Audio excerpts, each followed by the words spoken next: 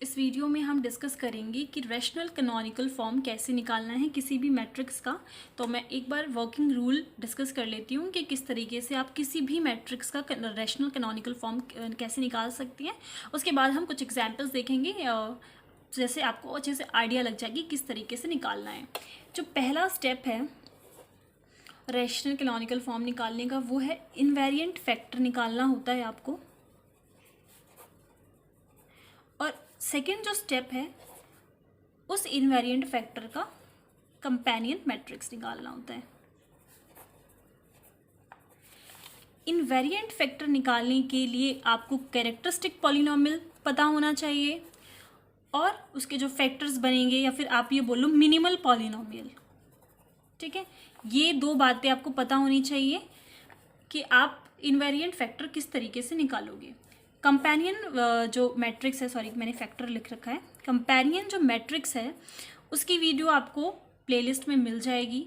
और मैं आपको यही सजेस्ट करूँगी कि आप पहले अगर ये वीडियो देख लेते हैं तो आपको ईजिली समझ में आ जाएगा कि हमने इनवेरिएंट फैक्टर की कंपेनियन मैट्रिक्स किस तरीके से बनाई है। ठीक है, मिनिमल पॉलिनोमियल की मैं वीडियो अपलोड कर दूंगी और जिसमें आपको पता चल जाएगा, बहुत मतलब आप बहुत इजीली पता लगा सकते हो कि किसी भी मैट्रिक्स की मिनिमल पॉलिनोमियल क्या होगा। ठीक है, इस केस में तो हम एक ही मैट्रिक्स है और उसी की मैं मिनिमल पॉलिनोमियल डिस्कस करूंगी, बट जैसे कि स्केलर मैट्रिक्स का क्या होगा और भी बहुत सारी जो डिफरेंट मैट्रिक्स होती हैं उनका मिनिमल पॉलिनोमियल आप इजीली कैसे निकाल सकते हो वो हम डिस्कस करेंगे। कैरेक्टरिस्टिक पॉलिनोमियल के लिए भी मैं वीडियो अपलोड कर दूंगी अगर आप लोगों को चाहिए होगी तो स्टार्ट करते हैं। फर्स्ट एग्जाम्पल है, आपको एक मैट्रिक्स गिवन है दैट इज ए। तो जैसा कि मैंने बोला आपको इनवेरिएंट फैक्टर के लिए दो चीज़ें चाहिए, that is characteristic polynomial and second is minimal polynomial. तो हमने कैरेक्टरिस्टिक पॉलिनोमियल निकाल रखा है यहाँ पर, और उसके फैक्टर्स जो हैं ट्राइंगुलर फॉर्म मैट्रिक्स है। तो मैंने ट्राइंगुलर फॉर्म की भी मैंने एक वीडियो अपलोड कर रखी है जिसमें आपको पता लग जाएगा कि आपको रूट्स या ये जो फैक्टर्स हैं वो आप इजीली कैसे आप निकाल सकते हो। ठीक है, तो यहाँ पर जो डायगोनल्स पे हैं वो आपको फैक्टर्स मिलेंगे, that is x-2, x-2 and x-3। तो ये फैक्टर्स लिखे हुए हैं, इसका आप कैरेक्टरिस्टिक पॉलिनोमियल निकालोगे। अगर आपने डायरेक्टली फैक्टर्स निकाल लिए हैं तो आप जस्ट उसको मल्टीप्लाई करके, जैसे कि मैंने इसकी आइडेंटिटी लगा रखी है और यहाँ पर सिंपली उसको मल्टीप्लाई करके कैरेक्टरिस्टिक पॉलिनोमियल लिखी हुई है। एंड जो सेकंड वे है निकालने का वो आप इस तरीके से निकाल सकते हैं, that is lambda cube minus trace निकालना है उस मैट्रिक्स का। ट्रेस मतलब जो डायगोनल्स एलिमेंट होते हैं उनका सम, और को फैक्टर्स लैम्डा और डिटर्मिनेंट, ठीक है, minus determinant of that particular matrix. तो इससे भी आपका सेम वही कैरेक्टरिस्टिक पॉलिनोमियल आएगा। ये अगर आपको समझना है कि आप 3x3 और 2x2 की मैट्रिक्स का कैरेक्टरिस्टिक पॉलिनोमियल किस तरीके से निकाल सकते हो तो आप लोग मुझे कमेंट सेक्शन में बता देना, मैं उसकी दूसरी वीडियो अपलोड कर दूंगी। इसलिए अभी इस वीडियो में हम जस्ट क्वेश्चन पे फोकस कर रहे हैं।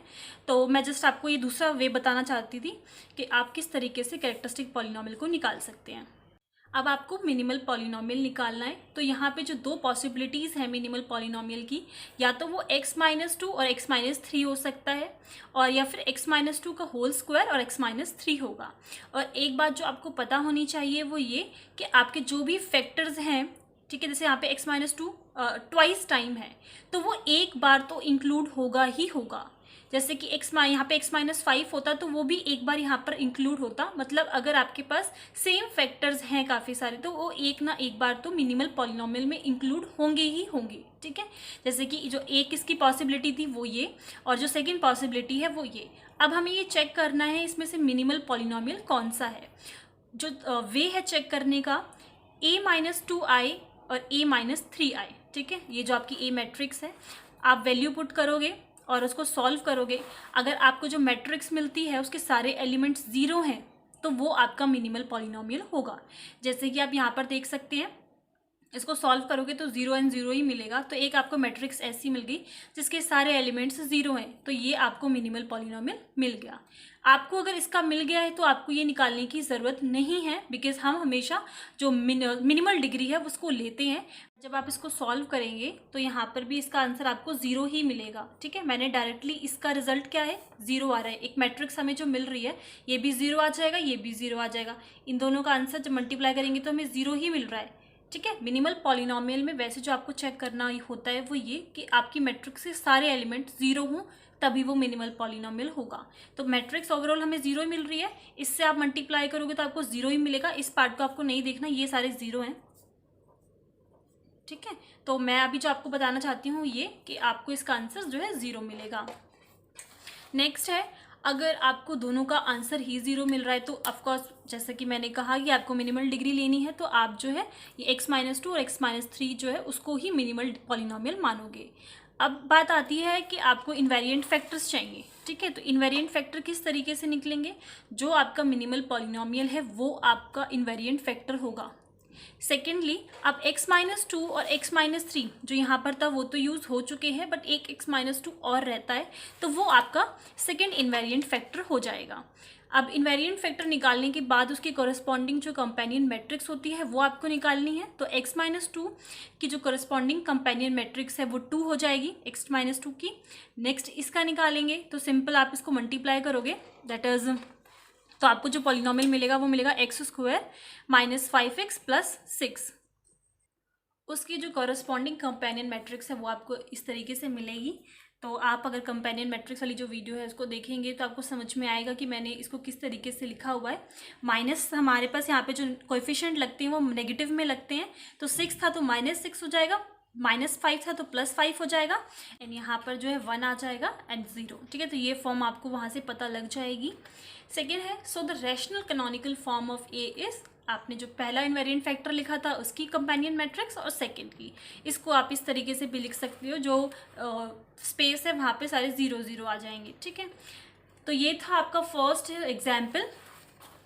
सेकंड देखते हैं। सेकंड आपकी मैट्रिक्स है तो हम बिल्कुल सेम प्रोसीजर करेंगे, कैरेक्टरिस्टिक पॉलिनोमियल निकालेंगे, फैक्टर्स निकालेंगे। यहाँ पर मैंने कैरेक्टरिस्टिक पॉलिनोमियल निकाल रखी है तो आपको सेम वही करना है। फिर रूट्स निकाले हैं, सेम रूट्स आपके जो लास्ट एग्जाम्पल में आए थे वही रूट्स आएंगे। यहाँ पर मैंने सिंथेटिक डिवीजन की हेल्प से रूट्स निकाले हुए हैं, तो जो रूट्स हमें मिल रहे हैं वो यही है, λ-2 λ-2, मतलब यहाँ पे जो λ-2 है वो आपको होल स्क्वायर में मिल रहा है, और एक जो आपका λ-3 वाला, तो ये आपका थर्ड रूट हो गया। यहाँ पर हमने कैरेक्टरिस्टिक पॉलिनोमियल की हेल्प से फैक्टर निकाले हैं, और वहाँ पर हमारे पास ट्रायंगुलर फॉर्म था तो हमने डायरेक्टली फैक्टर्स निकाल लिए और फिर उसका कैरेक्टरिस्टिक पॉलिनोमियल निकाला है। तो आप पे डिपेंड करता है, आप किसी तरीके से किसी कोई भी वे से आपको बस कैरेक्टरिस्टिक पॉलिनोमियल निकालना है। तो इसके बाद जो प्रोसीजर है, ये आपके फैक्टर्स आ गए, कैरेक्टरिस्टिक पॉलिनोमियल ये हो गई। अब सेम वही क्वेश्चन है कि मिनिमल पॉलिनोमियल आपका या तो ये होगा या तो ये होगा, ठीक है। तो हमने जस्ट चेक किया है। अब हमने इसको चेक किया तो आप देख सकते हैं हमें जो मैट्रिक्स मिल रही है उसके सारे एलिमेंट 0 नहीं है, तो ये वाला जो फॉर्म है वो मिनिमल पॉलिनोमियल नहीं होगा, ये वाले फैक्टर्स। इसको चेक करते हैं, ठीक है।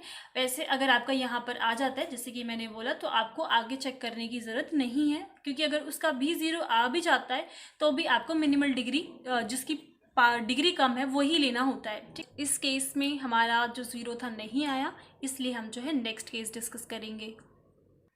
तो यहाँ पर हमने सॉल्व किया तो आप देख सकते हैं मैट्रिक्स जो हमें मिली है उसमें सब में ज़ीरोज़ आ रहे हैं, तो इसका मतलब जो इस केस में आपका मिनिमल पॉलिनोमियल है वो ये हो गया। देन जो आपकी कैरेक्टरिस्टिक पॉलिनोमियल थी वो आपकी मिनिमल पॉलिनोमियल के जो है इक्वल आ गई, and R invariant factor will be, यही सेम इन्वेरिएंट फैक्टर है। और ये आपकी जो कैरेक्टरिस्टिक पॉलिनोमियल है, आप इसको सॉल्व करेंगे तो जो कैरेक्टरिस्टिक पॉलिनोमियल मिलेगी वो आपको यही मिलेगी, और यही जो है हमारी मेन कैरेक्टरिस्टिक पॉलिनोमियल भी है, दैट इज़ बोथ ही, दोनों ही हमारे इक्वल हैं। तो आपको डायरेक्टली क्या करना है, इसी इन्वेरिएंट फैक्टर का कि इसी इन्वेरिएंट फैक्टर का आप कंपेनियन मैट्रिक्स निकालेंगे, दैट इज़ -12 है तो +12 हो जाएगा, -16 है तो +16 है तो -16 हो जाएगा, -7 है तो +7 हो जाएगा। यहाँ पर 1 आता है, और जो सिंपल मैट्रिक्स है आपकी डायगोनल पे एलिमेंट यहाँ पे 0 0 एंड 0 1 0, ये आपको जो है कंपेनियन मैट्रिक्स की वीडियो से पता लग जाएगा कि किस तरीके से हमने निकाला है। रिलेटेड जो भी टॉपिक्स हैं वो आपको इसके डिस्क्रिप्शन पे मिल जाएंगी, चाहे वो कंपेनियन हो, इससे रिलेटेड जो भी मैंने वीडियोस बनाई हैं वो आपको मिल जाएंगी।